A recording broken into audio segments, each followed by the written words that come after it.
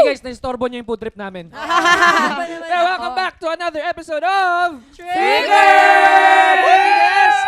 At nagbabalik guest natin ulit, one and only Kapuso Beauty at TikTok Lock host, Hailey Dizon. Hello guys, I missed you already. Wow. Grabe, tagal ka namin hindi nakita Grabe. So miss ko kayo, ilang weeks yun. Aray. Oo, pero na-miss ka rin naman namin. Oh. Parang pilit naman yun lang. medyo may pagka-artista doon. Pero last time, medyo lumalim yung usapan natin. We were talking about multo. Last time, di ba, lumalim yung conversation natin kasi pinag-usapan natin yung multo trend. So, but our regrets. Ito naman, mukhang surface level lang. Tingnan natin mamaya, baka lumalim pa. Today, we'll talk about the TikTok trend na di ko naman yata ikamamatay. Alam niyo ba yun? Yes. We all, okay. So, mga di nakakaalam, it's a trend on TikTok or in social media ngayon na parang, it's from a song called Waltz of Four Left Feet. And wala, parang nag-post lang sila ng mga things na very mundane lang, mga gusto nilang itry, mga bagay na curious sila or something small na di mo naman talaga ikamamatay. So, gawin mo na lang, i-go mo na yan. So, kayo, ano yung mga gusto nyong itry or na-try nyong gawin na na-realize nyo, hindi ko naman pala ikamamatay ito. Dali lang naman pala. Okay, ganun Unahan mo pala na, yun. brother. Iba din yung Sige. Para may pagkakaintindi ko eh. entry ka na, boy eh. Parang, kasi lumaki, wag niyo ako i-judge, hear me out. Lumaki talaga akong, Iba-ibang mga trend, Sa hear me out pa rin. Oo, hindi pa siya kasi parang, sa totoo lang talaga, mahihain talaga ako noong una. As in, di mo ko makakausap straight up ng... Sa kapal ng mukha mo ngayon. Kaya nga, hindi ko ikinamatay talaga, pre. I mean, nung una talaga, nung high school, actually doon nag-start yung pagiging kung sino yung ako, na mas na-express ko yung sarili ko. Kasi, nung time na yon bigla lang ako niyaya na kaibigan ko, uy, sayaw ka, ganyan. Kulang kami sa grupo, ganyan eh. Ano kami, parang mas okay na mas marami tayo, ganyan. Tsaka tropa ka naman namin, di ka naman mali-left out. Sige, sayaw ka sa amin sa culmination ng basta TLE na program yon. So, nung time na yon as in, parang ako, nilalamon ako ng hiya ko, pero, ginoo ko na lang, parang siguro, sige nga, try ko na lang, ganun. So, nung time na yon from there on, doon nag-start, at doon ko na-explore yung sarili ko, at nasabi ko na, masaya pala to. Ito pala yung parang naglagay ng color sa buhay ko. Di mo ikinamatay, kinabuhay mo pa. Kinabuhay ko pa nga. Pero kinabuhay you thought ko. na parang, hindi naman ikamamatay, pero hindi mo siya kayang gawin kaya hindi mo siya pinupush nung una. Tama, akala ko ikakahiya ko lang, akala ko na face lang to. Ito, after neto, wala na. So parang nung time na yun na pala yun yung starting point ko. Kumbaga, yun na yung Breakthrough. Oo, yun na yung parang masasabi ko, wala na, eto na, nahanap ko na yung Gusto mong gusto gawin. kong gawin sa buhay ko. So, performing and then until such time na umabot talaga ako dito sa GMA. Hindi ko kinamatay, guys. Kaya minsan kailangan mo lang i-go eh. No? Di mo alam eh, wala. anong experience mo, anong realize mo doing it. Tama. As in, ang dami talaga. Kayo, how about you there? Iba yung pagkakaintindi ko dun sa trend. Paano yung Ano ba? Ang naintindihan ko dun, ito yung mga bagay na parang akala mo ang laki-laking bagay. Tapos hindi naman pala, maliit na bagay, hindi mo siya ikamamatay. Halimbawa, yung college, yung pressure na maging cum laude, di ko naman siguro ikamamatay kung hindi ako cum laude. Yes. Alright. Pasok Gets? din, pwede Pasok din. din naman. There are people Tama rin naman, tama rin may mga naman. gumagawa din naman nun.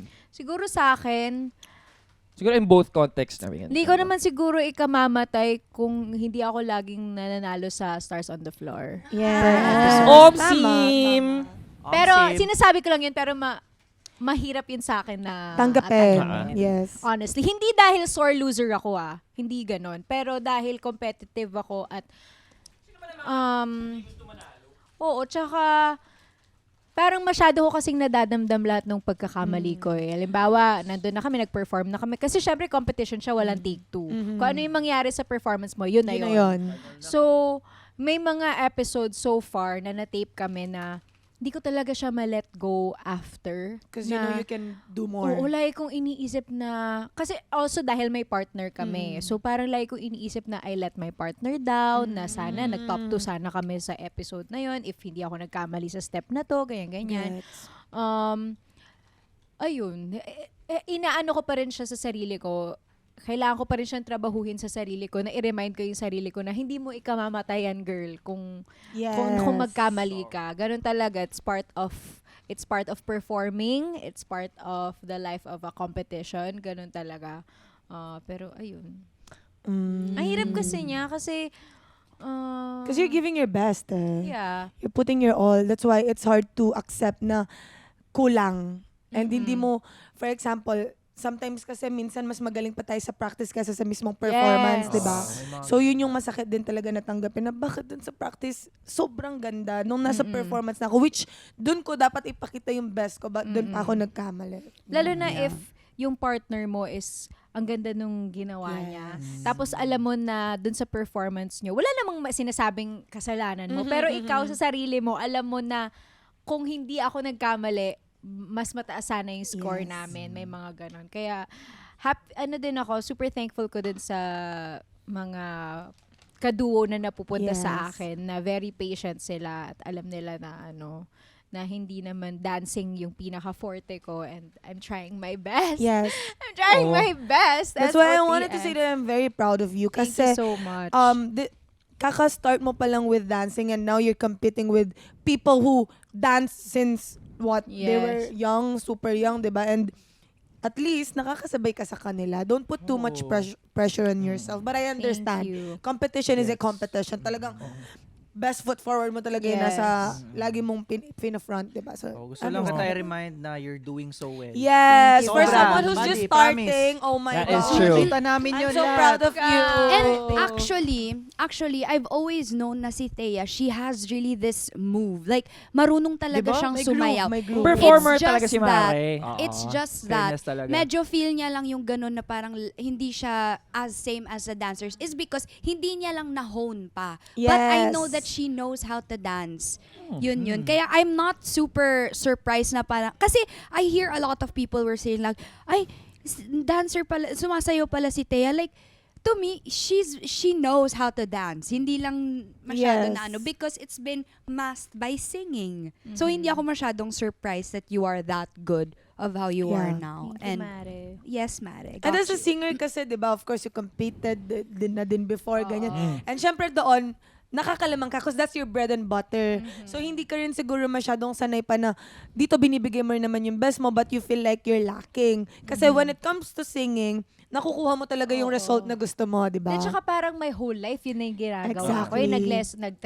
Nag-training ako for that. So, ito parang as in, ibang-iba talaga. Yes. Pero, hindi kasi yun nakikita ng ibang tao eh. Para sa kanila, lahat kayo level playing pantay-pantay. field. Yeah. So, yun. Ayun. Yung mga kaduo mo kaya, pakantahin mo. Diba? Actually, alam mo, dun ko nga lang din na-appreciate ko si Ate Dasuri. Shoutout din kay Ate Dasuri. Sana makapag-guest siya dito sa Triggered. Na sinabi niya na sobrang boost of confidence yun for me na ginagawa ko to ngayon sa SOTF. Kasi sabi niya sa akin na grabe daw yung ginagawa ko. Di niya daw ma-imagine na sasali siya ng The Voice. Exactly, Like, ganon. yes. Paano daw kung sila yeah. bigla sila magda-The Voice or magda-The Clash. Yeah. So parang, ganun yung nararamdaman ko ngayon na nasa dance competition ako. Siguro kapag example, hindi ka nanalo for that certain isipin mo na lang na, okay, para sa iba na lang din ito. Recognition din ito sa efforts nila. That doesn't invalidate your efforts and your, kung gaano ka kagaling as you are, how talented you are. Hindi yun eh. It's just that sometimes it's just for others. So, hindi mo ikakamatay yun, Thea. Yes. Yun yung kailangan ko sa sarili ko. Importante nag-e-enjoy ka dun sa ngayon sumasayaw ka, Yun yung maangas mahirap yung kasi piece. parang nawawala na yung enjoyment sa akin. Kasi nalulunod ako dun sa pressure, dun sa drive to excel, ganon. So, Competitive side of it. oo.